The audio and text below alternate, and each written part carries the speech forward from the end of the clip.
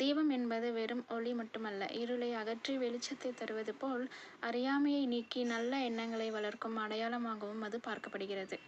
பலர் காலை குளித்த பிறகு பூஜை அறையில் தீபம் ஏற்றி இறைவனை வணங்குவார்கள். மாலை சூரியன் மறையும் நேரத்திலும் தீபம் ஏற்றுவது ஒரு பாரம்பரிய வழக்கமாக இருந்து வருகிறது.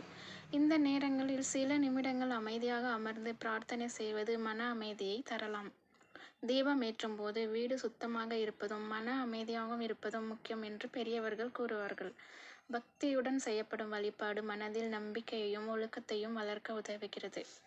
விளக்கின் ஒளியை பார்க்கும்போது மனம் ஒருமுகப்பட உதவுகிறது. அதனால் பலர் சில நிமிடங்கள் அமைதியாக இறைவனின் நாமத்தை ஜபிக்கும் பழக்கத்தை பின்பற்றுகிறார்கள்.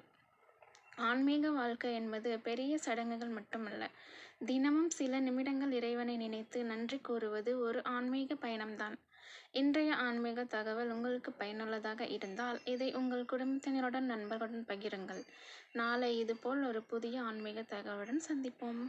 இந்த வீடியோ பிடித்திருந்தால் லைக் செய்யுங்கள். இது போன்ற ஆன்மீக தகவலை தொடர்ந்து பார்க்க எங்கள் சேனலை சப்ஸ்கிரைப் செய்ய மறக்காதீர்கள். இறைவனின்